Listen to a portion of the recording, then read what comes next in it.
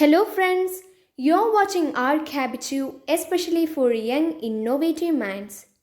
So this is lesson 2 of history series for B Arc entrances like Nata, Jee Mains Paper 2 and AAT.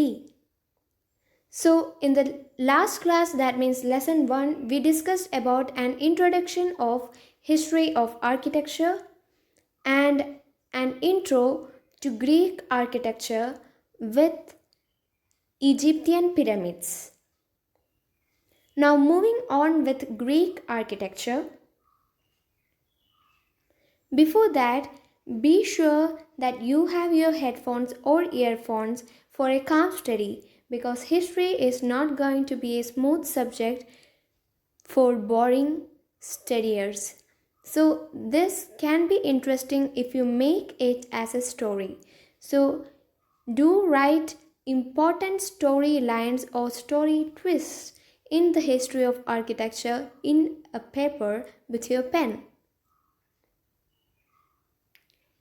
Moving on with Greek architecture, we have studied about the Egyptian pyramids. Now, completely we are discussing Greek architecture. Now, Greek architecture is originated from Hellenic people. So, what you meant by Hellenic people? Hellenic people are the Greek speaking people, and it is dated from 900 BC to 600 BC. The most important building or structure to study in Greek architecture is Parthenon and open air theatre. The Greek architecture is composed of various architectural structures or elements like gateway, which is known as propylon, a public square, that means agora, a storied columnade, which is also known as stoa, town council building or bolitorian, and a public monument, monumental tomb, also known as mausoleum, which is also existed in India, and stadium. So they are the basic structural elements for a Greek architecture. Now we will discuss about Greek orders and the development of temples in short and materials used. Materials mainly used in Greek architecture is marble.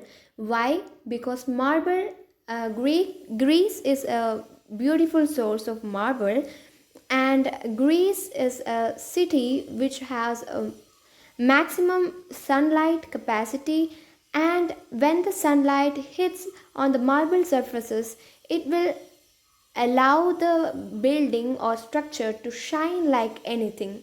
So that's why Greek or Hellenic people used marble as the major material in their architecture. Now let's discuss the origin of Greek architecture and some tiny facts on Greek architecture. So mainly there were two eras. One was Hellenic period and the other was Hellenistic period.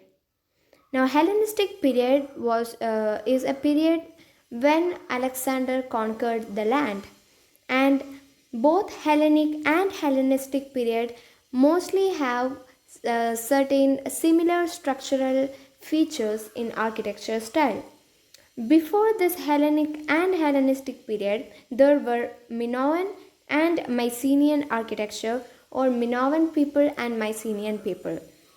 For the Minoan people, architecture style greatly influenced the styles like elaborate and richly decorated palaces, pottery with floral and marine motifs, and for Mycenaean people, they built citadels, fortification and tombs, and pottery with bands of soldiers instead of floral and marine motifs. Now, the features of altogether Greek architecture are tall columns, intricate details, symmetry, harmony, and balance. Moving on with Greek orders. There were 5 orders of classical architecture, but out of which 3 are Greek and 2 are Roman orders. Now the middle three, that means second, third and fourth in the given diagram are the Greek orders Doric, Ionic and Corinthian. So let us have a close look of Doric, Ionic and Corinthian orders. You can clearly see that Doric order is the most simple one, and when it comes to Ionic order, it has some complex shapes, and when it is to Corinthian, it is the most complex things and it has motifs and decorative elements. So you should have a clear-cut knowledge on the distinction of the three orders from Roman orders and in between. So you should be aware of the structure of these orders rather than the specifications, because sometimes the question will be giving the image and asking you to find out which order is this. Now the next thing to study is Greek Acropolis or Athenian Acropolis, or it's also known as Acropolis of Athens. So it is a citadel built on a mountain top. Greek or Greece is mainly divided into upper city, lower city and middle city. This Acropolis is built on the upper city, and you can clearly see the prominent building over here is Parthenon, which is a Greek temple built for the worship of goddess Athena. And there exists Erechtheum, theater of Dionysus, and Odeon of Herodes Atticus. They are the prominent buildings which still remains on the land. Now this is a site view or site plan of Athenian Acropolis, which includes Parthenon in the middle. I'll show you that Parthenon is in the middle, which is the prominent building. Then we have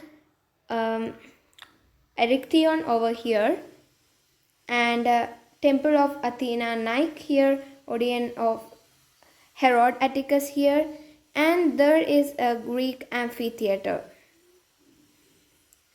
or it's a open air theater of Dionysus. Now